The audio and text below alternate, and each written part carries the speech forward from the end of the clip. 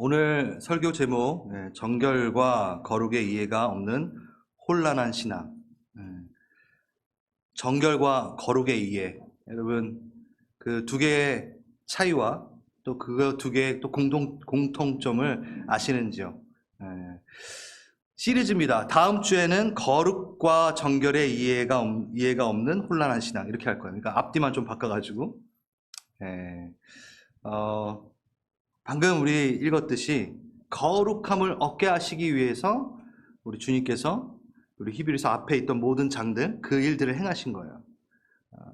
여러분 한번 표를 볼까요? 제가 좋아하는 표죠. 한 번에 딱 정리가 되기 때문에 오랜만에 보셨죠? 그렇죠? 지금 우리 10장 18절까지 읽었잖아요. 그러니까 지금 마지막 이제 10장 19절 뛰어난 믿음의 본 대신 예수, 이 뛰어난 믿음의 삶에 대해서 나아가기 딱 전까지 지금 오늘 저희는 18절까지 지금 읽었고 나아가고 있습니다. 여러분 교리에 대한 결론인 거예요 이제. 처음에 1장에서 4장까지는 뭐였죠? 뛰어난 예수님 무엇과 비교하였죠?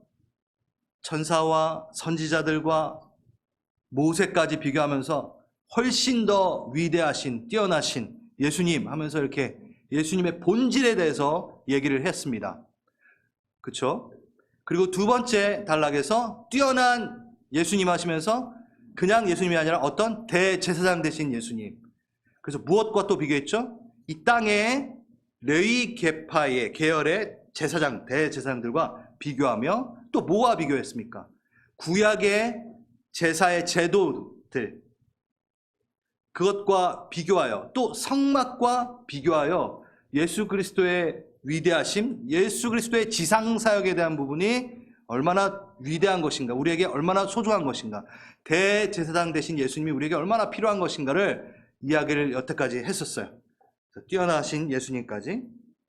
그러면서 그 뛰어난 새 언약의 예수님을 이야기하며 그 전에 이 구약에 있던 것들은 온전케 할 수 없다. 매번 해마다 제사를 드렸어야 되고 그리고 대제사장이 계속 바뀌었다.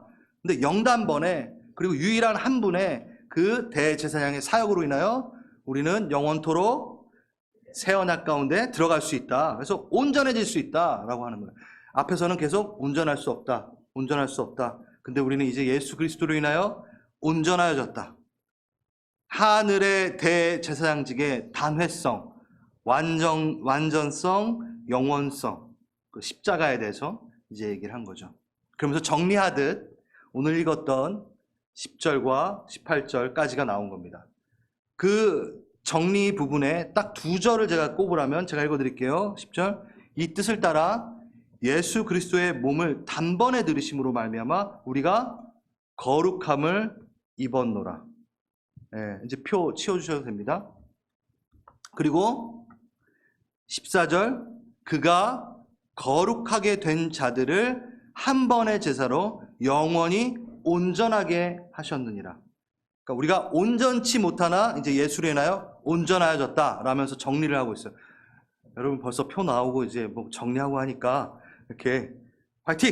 자, 여러분 원래 설교는 맨 처음에 막 이렇게 예화를 섞어가면서 확 이렇게 집중할 수 있게 시작하라 뭐 이런 것도 있어요.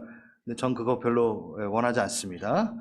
우리는 이 지금 강에 나가기도 바쁩니다. 그런 예화 섞으면서 할 필요 없고. 자, 그러면서 이제 19절부터 마지막까지 뭐가 나오죠?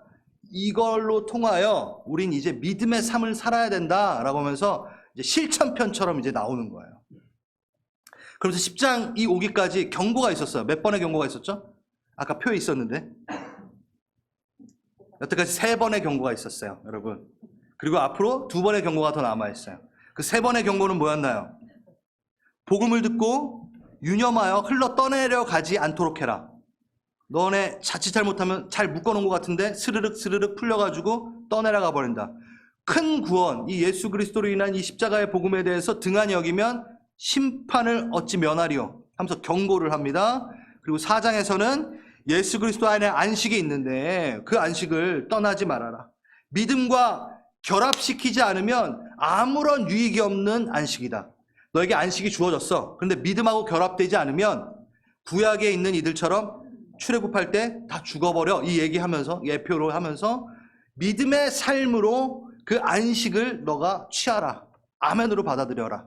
하는 거야. 그러니까 이제 10장에서 그 믿음의 삶이 무엇인지를 이제 가르쳐 주는 거죠. 경고했던 것들에 대해서 이제 어떻게 하면 돼? 라고 얘기하는 거고, 6장에 하늘의 권능을 맛보고 타락한 자들은 다시 새롭게 하여 회개케 할 수 없나니, 아주 무서운 경고의 구절이 있었죠. 그래서 이걸 우리가 어떻게 생각해야 되는가를 풀어드렸습니다. 다. 기억 안 나시면 다시 유튜브로 돌아가셔서 한번 보시면 되고요. 그러면서 믿음 안에 살면서 우리가 그렇게 나아가자, 굳게 잡자, 더욱 그리하자 하면서 이제 10장이 시작됩니다. 그래서 이 10장을 잘 이해하기 위해서 오늘 제가 이 설교를 준비했어요. 이 앞에 있는 것과 이 10장으로 넘어가는 이 사이에 요게 점검되어야 되어지고 이게 이해가 있어야지 이 뒤에 믿음의 삶에 대해 나아가는 것이 이해가 될 것 같다라는 마음에 준비를 했습니다. 자, 오늘 제목 정결과 거룩에 대한 이해함이 없으면 신앙 자체가 되게 혼란해진다 라고 말씀을 드렸죠. 여러분은 정결한 삶을 살고 싶으십니까? 거룩한 삶을 살고 싶으십니까? 예. 이게 뭐지? 예. 예. 좋아요. 이렇게 혼란을 줘야지 제 성경을 이렇게 따라올 것 같아요. 여러분, 정결로서 힘써 나아감. 이건 명확하죠. 율법 아래, 행위의 삶 그 아래에 있는 것이 아니라 은혜 아래, 그 은혜의 결단의 삶 안에 우리가 걸어가는 겁니다. 정결한 삶을 살아야 됩니다. 근데 우리가 이 이해가 거룩한 삶과 겹쳐져 가지고 잘 구분이 되지 않고, 꼭 구분이 필요한 건 아닙니다만 오해를 불러일으킬 수 있어요. 그래서 제가 구약으로, 우린 히브리서가 구약에서부터 설명이 되어서 지금 우리를 설명하고 있잖아요. 구약에 있는 내용을 좀 설명을 하겠습니다. 그럼 레위기에 있는 내용들인데, 레위기 하니까 또 벌써 이렇게 하지 마시고, 이 레위기에 있는 부분, 제가 원래 레위기 강의할 때 강의하려다가 이 부분을 꼭 지금 하고 짚고 넘어가야겠다라는 생각이 들었어요. 여러분, 저희 교회에서도 아마 처음 다루는 내용일 것 같아요. 구약에서는, 특히 레위기에서는 우리의 영적 상태를 세 가지로 구분합니다. 먼저 거룩, 그 다음 정결, 그 다음 부정. 제가 여러분들 안 졸리게 하려고 지금 자, 이게 그렇게 쉬운 내용은 아니기 때문에 뭐로 구분한다고요? 거룩, 정결, 부정, 이렇게 세 가지로 구분합니다. 그런데 우리는 신약의 시대를 살면서 이 정결에 대한 이해가 많이 떨어지고 부정과 거룩으로 두 개로 나눠요. 이원론적 사고 가운데. 그러니까 이거 틀리다라는 게 아니라 이제 끝까지 들어주셔야 됩니다. 뭐요? 빛과 어둠. 네, 명확하죠. 선과 악, 이렇게 해가지고 두 개로만 구분을 합니다. 그런데 성경에서는 정결이라는 부분을 분명히 말하고 있어요. 그래서 오늘 이 정결에 대한 부분을 이야기하려고 합니다. 이게 이해돼야지 신앙생활에 오해가 안 생깁니다. 하나님을 만나기 위해서 우리의 선, 지금 구약입니다. 구약에 있는 것들을 먼저 생각하시고, 하나님을 만나기 위해서 우리의 최선, 우리의 선에서, 내 입장에서 준비할 수 있는 최고의 상태가 뭘까요? 그걸 바로 정결이라고 합니다. 여러분, 거룩이라고 하면 큰일 납니다. 근데 이게 거룩이라고 말하시는 말씀들도 있어요. 부정은 당연히 아니겠죠. 뭐요? 우리의 선에서 최선을 다해서 준비할 수 있는 건 정결이라는 거예요. 부정을 입은 상태에서 거룩하신 분 앞에 나아가면 어떻게 되죠? 죽어요. 그래서 우리는 제사를 통하여 부정에서부터 뭘로 가죠? 정결로 가는 겁니다. 정결. 그래서 주님의 임재는 부정에서 거룩으로 바로 오시면 하나님의 임재는 어떻게 되죠? 죽여버려요. 그렇기 때문에 제사를 통해 정결로 나아가서 하나님의 임재를 맛보는 겁니다. 그래서 구약 때는 하나님께서 임재하신다고 했을 때 다 좋은가요? 아니요. 내가 부정인 상태에서 하나님의 임재를 맛보면 죽기 때문에 두려운 부분도 있었습니다. 두렵다라는 거예요. 하나님의 임재가, 거룩이. 우린 거룩하면 어때요, 여러분? 그럼 두려우신가요, 지금? 아니, 그냥 좋잖아요. 뭔가 좋은 것 같아. 안 죽으니까. 근데 하나님의 임재했을 때 정결이 없다면 죽게 됩니다. 동물의 피해 제사, 그거는 거룩해지기 위해 우리가 나아가는 행동인가요? 아니면 정결해지기 위해 나아가는 행동인가요? 그래요. 이거부터 해야 돼요. 우린 바로 거룩으로 갑니다. 이거부터 해야 돼요. 우린 부정에서 정결로 나아가기 위해서 제사를 드렸던 거예요. 구약에. 그래서 제사의 정결, 제사는 정결의 목적을 둡니다.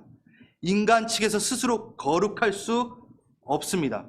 거룩은 오직 하나님으로부터만 오게 됩니다. 읽어볼까요? 레위기 11장 45절. 그냥 들으시면 돼요. 나는 너희의 하나님이 되려고 너희를 애굽 땅에서 인도하여 낸 여호와라. 내가 거룩하니 너희도 거룩할지니라. 많이 들으셨죠? 이걸 딱 듣는 순간 어떠세요, 여러분? 하나님이 거룩하니까 나도 거룩하라 그러네. 아, 그럼 내가 거룩해져야겠다 라고 생각할 수 있어요.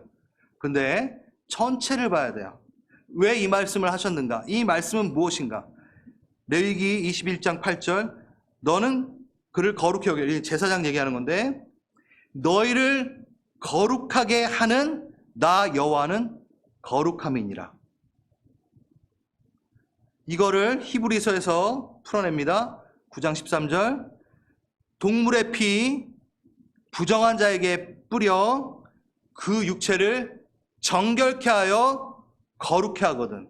이걸 나눠버렸어요. 다시. 우린 부정합니다. 바로 거룩으로 가지 않고 뭘 해야 되죠? 정결케 하여 거룩이 오는 겁니다. 좀 풀어서 얘기하자면 결코 세상은 거룩을 다룰 수 없어요. 거룩을 다룰 수 없습니다. 만들어낼 수 없습니다. 그러니까 내가 하나님 앞에 나가서 최선을 다해서 나아가는 그 행위는 정결의 행위라고 얘기하는 겁니다. 그리고 그거에 대해서 누가 임하시면? 하나님이, 성령님이 임하시면 거룩이 임하여져서 우리가 거룩해 되는 거죠. 이게 바로 구약 시대의 이해입니다. 그리고 이 이해가 없으면 지금 우리 이 신약 시대에 사는, 교회 시대에 사는 우리 또한 헷갈릴 수 있어요. 정결이 다루어지지 않기 때문에 은혜에 대해 방종으로 나갈 수 있고, 또 하나 율법주의가 될 수도 있습니다. 이게 무슨 소린가? 네, 제가 하나하나 설명을 드릴게요. 대부분 정결과 거룩을 나누지 않은, 한 번도 나눠보지 않고 생각해보지 않은 합쳐진 생각 가운데 신앙생활을 할 때는 정결의 존재를 스킵하여서 그 영적인 방종에 이를 수도 있고, 또 어떻게 보면 정결을, 잘 들으세요, 구원을 얻기 위한 활동으로 오해하게 됩니다. 좀 어려우실 수 있어요. 제가 어렵다 그러니까 정말 어려운 것 같은데 쉬워요. 솔직히 쉬운 거예요. 네, 쉬워요. 우리의 정결한 활동이 뭐랑 헷갈려요? 구원을 얻기 위한 활동으로 생각을 해버려요. 정결에 대한 이해가 없으면. 정결에 대한 이해가 없으면 또 뭐가 된다고요? 그 은혜에 대해 방종에 이르게 돼요. 오케이, 요거 하시고 정결을 오늘 좀 설명을 하겠습니다. 그래서 여러분 끝까지 들으시면 다 이해됩니다. 이 정결은요, 가변적입니다. 이게 뭐 어떻게 표현할 수가 없어요. 일정한 조건 안에서 변화가 될 수 있는 성질을 갖고 있다는 거예요. 불변성이 아닙니다. 가변성. 정결은 가변성을 갖고 있습니다. 그래서 이걸 정결의 상태를 어떤 선교사님이 잘 설명을 했는데, 어떤 쟁반에, 테두리가 없는 쟁반에 구슬을 올려놓은 것과 같다. 가만히 고정되어 있지 않아요. 한번 상상해 보세요. 쟁반에 구슬을 놨다고 생각해 보세요. 신경을 정말 많이 써야겠죠. 그가 떨어지지 하기 위해선, 구슬이 떨어지지 않게 하기 위해서는 신경을 정말 많이 씁니다. 가변적입니다. 계속 움직입니다. 이게 완성되어 있지 않은 거죠. 그래서 균형을 조금만 잃어버리면 정결이 어디로? 깨져버리고 부정으로 가버리는 거예요. 정결의 수평이 깨어지면 언제나 부정으로 떨어질 수 있는 것. 쟁반 위에 구슬을 올려놓듯. 그래서 정결을 유지한다는 것은 정말 많은 노력이 필요한 겁니다. 내가 정결을 유지하기 위해서는 내가 노력해야 된다는 부분이 있다는 거죠. 네, 그래요. 우리는 죄성, 그 부정하기 때문에 조금이라도 정결로 내가 신경 쓰지 않으면 무너져 버릴 수밖에 없죠. 그래서 신앙을 정결케 유지하기 위해 노력이, 아주 큰 노력이 필요합니다. 절대적으로 자연적으로 정결은 유지되지 않습니다. 그만큼 애쓰고 수고합니다. 제가 이걸 계속 강조하는 이유가 있어요. 가만히 놔두면 정결은 유지되지 않고 조금만 신경을 딴 데 쓰면 무너집니다. 그래서 문제가 발생될 수 있고, 정결의 상태는 또 긴장과 불안이 분명히 있을 수 있죠. 그 상태를 유지하기 위해서 다른 게 눈에 안 들어올 수도 있습니다. 이것만 이렇게 봐야 되니까. 그래가지고 주위 사람들도 못 볼 수 있어요. 네. 주위에 누가 아픈지도 못 볼 수 있어요. 이게 구약 시대에 갖고 있던 정결이었던 거예요. 본인이 정결로 나아가서 막 애쓰면서 나아가면서, 그래서 누가 옆에 있는지 보이지도 않아. 그냥 나만 나가야 돼. 정결. 이게 바로 정결에 나아감. 그러면 이 영역이 필요 없을까요? 이거에 대한 이해는 꼭 필요하다고 말씀을 드렸어요. 나의 정결의 활동이 이제 아무런 소용이 없는 걸까요? 그렇지 않아요. 이 신약 시대에 와서의 정결은 무엇으로 바뀌었는가를 이해해야 됩니다. 이제 여러분들 이제 눈이 떠지시는 거예요. 그래서 제가 구속사적 관점이라는 거를 말씀을 드린 적이 있어요. 그게 뭘까요? 구약의 모든 내용들이 어디로부터 풀려요? 예수 그리스도의 십자가의 사건으로 다 이제 풀려지는 거예요. 자, 제사를 지냈고 뭐 했던 모든 것들이 예수 그리스도의 십자가로 인해서 어떻게 됐죠, 이제? 아무것도 안 하게 되나요? 그건 구속사적 관점이 아닙니다. 그거는 아무것도 안 하는 방종에 이르게 됩니다. 하나님께로 나아가는, 제사로 나아가는 것이 이제 뭐 어떻게 됐죠? 율법의 완성되신 예수로 인하여 이게 폐지가 된 것이 아니라 어떻게 됐죠? 완료가 됐다고 하는 겁니다. 완성이 된 겁니다. 부족한 부분이 완성이 된 거예요. 구약에 있던 모든 것들이 다 쓸데없고, 그러면 구약 읽지 말아야죠. 구약을 버려야겠죠. 근데 우리가 구약이 있는 이유는 이 신약을 이해하기 위한 차지 않은 물과 같아요. 근데 이제 신약을 십자가의 사건으로 인해서 가득 부어 흘러 넘치는 게 풀피먼트 돼가지고 우리한테 오는 겁니다. 그게 바로 십자가 사건으로 이루어진 구속사적 관점으로 이 구약의 일들을 보는 겁니다. 그래서 예를 들어서 구약에서의 형통은 뭐였죠? 오래 사는 거, 재물이 많은 거였어요. 이거를 바로 적용하면은 우리는 어떻게 되나요? 기복신앙인 거죠. 구속사적 관점으로 이 지금 신앙을 보지 못하라는 거예요. 그 구약의 그런 형통이 이제는 예수 그리스도의 십자가로 인해서 fulfillment 됩니다. 가득 채워집니다. 완성이 됩니다. 그러니 이제 구약의 형통은 물질과 오래 사는 것만이 아니라 누가? 예수가 우리 가운데 있어야 형통이다. 예수를 따라감이 우리의 형통이다가 나오는 거예요. 할렐루야. 이제 끄떡이 조금 나오기 시작합니다. 자, 그럼 정결을 위한 열심, 그 제사가 이제 그 정결이 어떻게 완전히 없어졌다기보다는 뭘로 바뀌었겠죠? 제사의 행위가 뭘로 바뀌었을까요? 하나님께로 나아가는 그 행위가 뭘로 바뀌었을까요? 예수 그리스도의 십자가를 의지하고 믿는 것이 바로 정결의 형태로 바뀐 겁니다.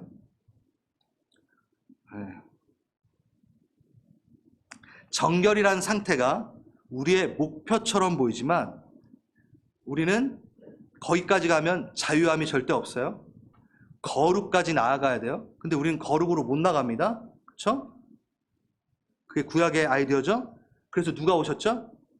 예수가 오셨어요. 그래서 우리는 정결이 예수를 의지하는 것이고, 그리고 예수를 의지하는 순간 우리는 뭘로 나아가요? 거룩으로 나간다는 거예요. 이 심플한 주제, 아주 심플합니다. 안 어려워요. 그걸 좀 풀어드리겠습니다. 다시. 정결은 항상 불변성, 거룩을 만나야 된다는 거예요. 나 혼자 정결해지면 문제가 생긴다는 겁니다. 예수가 임하셔야지만이 나의 가변성이 불변성으로 바뀌는 거죠. 정결과 거룩을 한 번에 이루시는 예수 그리스도의 십자가의 사건이 내 안에 사건이 돼야 됩니다. 보십시오. 복음서에 보면은 문둥병자, 혈루병 여인, 부정한 자예요. 부정한 자. 그가 제사를 드렸나요? 안 드렸어요. 제사도 안 드리고 부정한 상태인데 예수님이 그를 만집니다. 그러면 예수님이 신이라면, 하나님이라면 그 사람이 어떻게 해야 되나요? 원래는 어떻게 돼야 되나요? 그 사람들은 죽어야 돼요. 죽어야 된다고요. 제사로 못 나왔고 정결함을 유지하지 않았기 때문에 예수님이 돌아다니시다가 문둥병자, 혈루병 여인, 심지어 죽은 나사로 부정이에요, 다. 그래서 예수님이 가서 만지는 즉시 걔는 죽어야 돼요. 그게 신이 증명이 되는 거예요. 그래서 사람들이 와, 진짜 하나님이다. 부정한 거는 죽여버리는 하나님이다. 이렇게 생각을 한 거예요. 근데 예수님이 오셔서 어떻게 하셨어요? 만지시더만 얘네가 정결로 나와버리는 거야. 정결해지는 거야. 그리고 예수 그리스도의 십자가 가운데 나아가는 그 시간, 예수가 그 십자가에 달리시고 죽으시고 부활하신 그 순간 이제는 뭐까지? 거룩까지 이 정결과 합해집니다. 그래서 예수를 만나는 순간 정결 스킵 거룩으로 바로 오는 거죠. 정결 거룩이 하나가 돼버리는 거예요. 이게 바로 신약에 예수님이 하셨던 사역인 거예요. 우리 가운데. 정결은 그럼 뭘까요, 이제? 누구로 나가는 것? 누구께로 나가는 것? 예수께로 나가는 그 모든 것을 우리는 정결이라고 하는 겁니다. 정결의 활동인 거죠. 내가 그걸 했을 때 여러분 거룩해 되나요? 스스로 거룩해질 수 있나요? 그럴 수 없죠. 내가 정결함으로 나아가는 예수 그리스도를 초청하고 예수님께로 나아가고 예수님의 그 십자가를 예배하고 노래할 때 주님이 오실 때 우리가 거룩이 되어지는 겁니다. 그래서 우리를 거룩한 백성이요 너희는 거룩할지어다 라고 얘기하실 수 있는 거예요. 나와 함께 있으면 너는 거룩하다.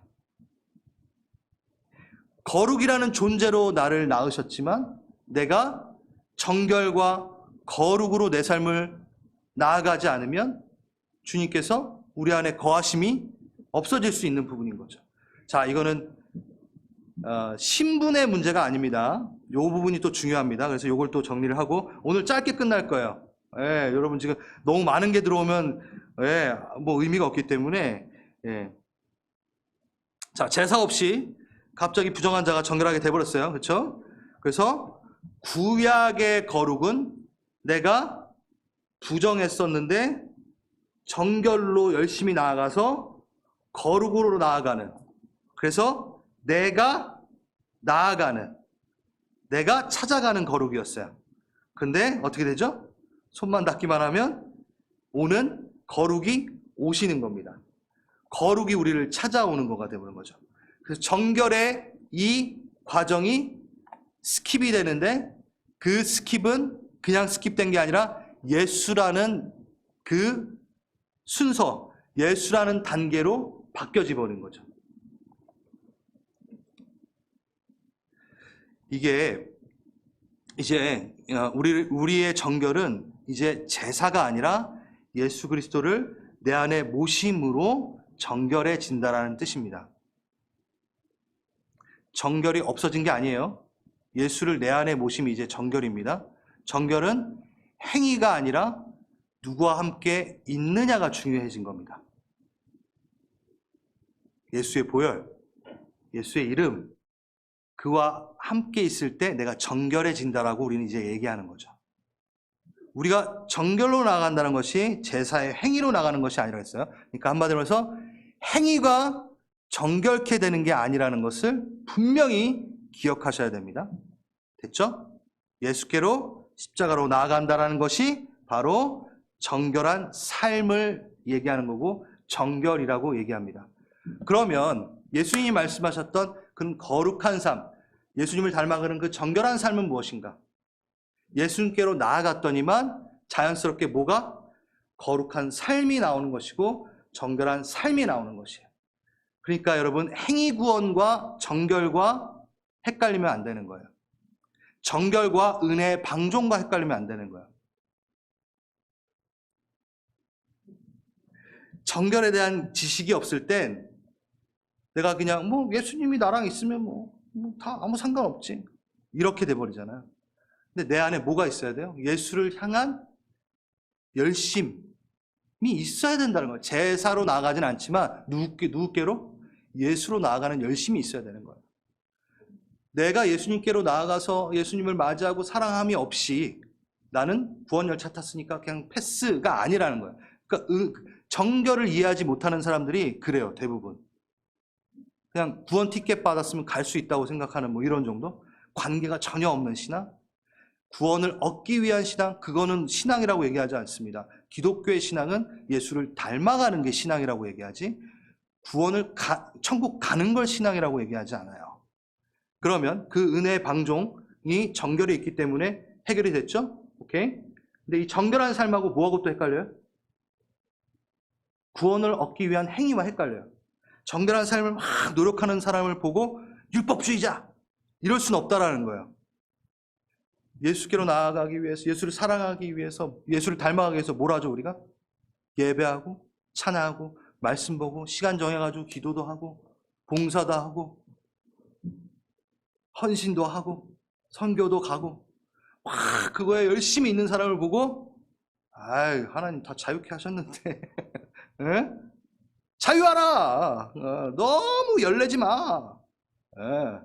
그 정결의 이해가 없는 사람들은 그럴 수 있다는 거예요. 어떻게? 예수로 나아감은 정결이라는 겁니다. 그 사람들이, 우리가 그렇게 예배에 힘쓰고 정결로 나아가고 헌신하고 하는 것이 구원을 얻기 위한 행위가 아니라 정결로 나아가는 행위라는 거죠.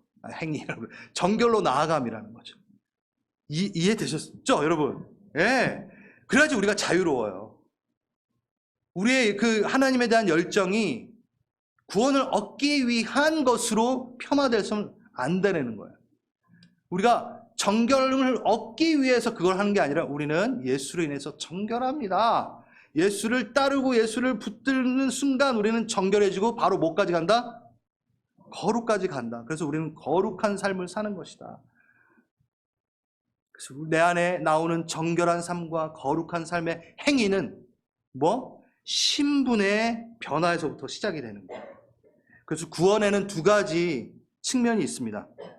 이거 얘기하고 제가 마치겠습니다. 신분의 변화와 수준의 변화. 신분의 변화는 죄인에서부터 의인으로, 고아에서부터 자녀로 즉각적 단번에 이루어집니다. 신분의 변화. 그래서 그것을 구원의 즉각성이라고 해요. 여러분들은 지금 다 제가 확인한 바로는 다 예수 그리스도를 주로 신하였고 그러신 분들이 여기 있어요. 그렇기 때문에 어떻게? 구원의 즉각성, 신분의 변화를 경험하시고 지금 누리시고 계신 겁니다. 부정이었던 우리가 예수를 만나 정결과 거룩으로 한 번에 조인하게 됩니다. 한 번에. 그래서 수요일 날 제가 말씀드렸던 바라크의 복과 에셀의 복이 있는데 저번 주 수요 예배 한번 못 들으신 분들은 꼭 보십시오.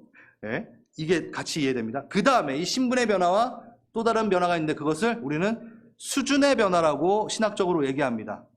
그거를 구원의 점징성이라고 신학적으로도 얘기하죠. 성화의 과정이라고 얘기하죠. 이것은 단번에 이루어지는 것이 아니라 구원의 즉각성 이후에 모든 행동이 바뀌고 모든 생각이 바뀌고 막 그냥 완전히 그냥 다 바뀌어버려. 그러진 않아요. 그러신가요, 여러분? 그럼 그 습관이 있잖아요. 그렇죠? 그것이 예수님을 닮아가야 되는 끊임없는 애씀, 노력, 일평생 죄와 쌓아나가는 구원의 점징성, 내 수준의 변화가 있어야 된다는 거죠. 이제 신분이 변화된 자에게는, 잘 보세요. 신분이 변화됐어요. 정결과 거룩이 입혀졌어요. 예수님이 오셨으니까 이거 생각하면 돼요. 문둥병자가 바로 그냥 거룩해진 것처럼, 정결해진 것처럼, 그 십자가를 믿는 그 사람들이 바로 정결해지고 거룩해진 것처럼 그 두 가지가 그냥 우리에게 다 임한 거예요. 신분의 변화로 우리는 이것을 누리게 됩니다. 할렐루야! 그리고 나서 이 정결한 삶, 거룩한 삶이라는 누군가가 봐도 쟤는 예수님의 자녀라고 하는 그 수준의 변화가 발현되기 시작합니다. 그래서 이것을 우리는 정결한 삶을 살고 어떻게? 거룩한 삶을 살아가며 예수를 보여주는 거죠. 이게 이쪽에 있는 게 아니에요. 정결한 삶, 거룩한 삶 살아가지고 구원을 얻는 게 아니에요. 한 번에 끝났습니다. 우리는 신분의 변화로 우리는 완전하게 주님의 자녀로 거룩함을 입었습니다. 거룩한 자입니다. 이제는 이 거룩한 삶과 정결한 삶을 뿜어내는, 발현해내는 사람으로 바뀐 거죠. 수준의 변화로. 그 수준의 변화가 한 번에 이루어집니까? 여러분 가만히 있으면 정결한 삶 사나요? 가만히 있으면 여러분 거룩한 삶 사나요? 안 그래요? 그래서 우리에겐 정결로 나아가는, 거룩으로 나아가는 그 삶을 살기 위한 노력이 필요한 거죠. 할렐루야. 그래요. 이게 오늘 끝이 아니에요. 다음 주에 더 명확하게 제가 이제 거룩에 대한 부분까지 터치하고 이제 10장 19절로 넘어갈 겁니다. 그때부터는 여러분 이제 10장 19절 나갈 때 헷갈리지 않을 거예요. 믿기만 하면 구원받는 줄 알았는데 믿음의 행위가 엄청 많아. 여러분 그게 10장이에요. 그걸 우리 한국 사람들이 좋아하는 장 중에 장. 고추장도 아니고 된장도 아닌 믿음장. 그래서 히브리서 10장부터는 이제 믿음장, 11장 쫙 이제 나오는 게 바로 믿음장 나옵니다. 믿음장! 믿음장. 맛있게 먹읍시다. 믿음의 장을 담궈서. 예. 그래서, 예. 그 정결과 거룩의 그 불변성 가운데 우리가 들어가죠. 정결의 가변성에 머무는 자가 아니라 거룩의 그 불변성 안에 들어가는 자가 되기를 원합니다. 여러분이 만약에 잘 들으세요. 지금 요거 설명을 했잖아요. 여기에서 내가 정결한 삶과 거룩한 삶을 내가 지금 살고 있는가에 대한 확인을 좀 해봐야 되잖아요. 그렇죠? 하셔야 되잖아요. 그렇죠? 신분의 변화 가운데 이루어지는 점검할 수 있는 게 하나 있습니다. 그게 뭘까요? 자녀됨의 기쁨입니다. 정결로 나아가려면 어땠어요? 구약시대의 정결은 쟁반의 구슬처럼 긴장하고 그냥 떨어지면 어떡하려나, 구원에서 떨어지면 낙오되면 어떡하려나 막 벌벌벌 떨면서 안 보인다니까요. 나 이거 지켜야 되니까 옆에 누가 무너지건 상관없어. 나 구원받아야 되니까 막 그냥 비켜. 걸그적거려 비켜 이 사람들아. 난 정결로 나가야 돼. 정결 막 이러면서 누가 막 은혜 받든지 말든지 막 왜 이렇게 시끄러워 막 이러면서 가는 거예요. 그게 두려움과 그냥 긴장으로 가는 신앙이죠. 근데 내가 예수 그리스도로 인한 정결과 거룩의 그 옷을 입은 자로 이제 신약 시대의 정결을 이해한 자는 그 안에 뭐가 있을까요? 그래, 주님을 닮아가는 기쁨이 있는 거죠. 할렐루야. 할렐루야. 여러분의 신앙 가운데 그걸로 점검해 보시기 바랍니다. 내가 정결한 삶, 거룩한 삶을 사는 데 있어서 기쁨이 있는가. 신분의 변화로 이루어진, 이미 신분의 변화가 됐으니까 얼마나 기뻐요. 그래서 그걸 막 닮아가는, 주님을 닮아가는 내 안에 기쁨이 있는가, 열정이 있는가, 그거를 확인해 보시기 바랍니다. 그래서 그 확인하는 것을 다음 주에 설교를 또 통하여 계속해서 우리가 한번 점검해 봤으면 좋겠습니다. 네, 우리 다 함께 일어나시겠습니다.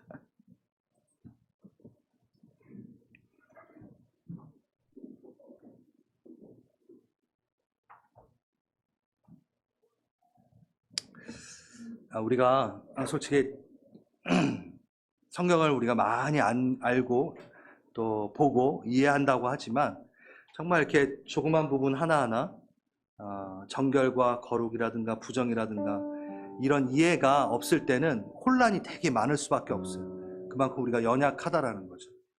내가 하고 있는 행위와 행동들이 지금 난 뭘 하고 있지? 라고 다시 물어보게 될 수도 있고, 그리고 자칫 잘못하면 그 은혜의 방종에 이르게 되기도 하고, 또 어쩔 때는 또 행위로서 막 그 안심을 누리고, 난 행위를 해야지 구원을 얻을 수 있어라고 또 옛 언약으로 돌아가 버리기도 하고.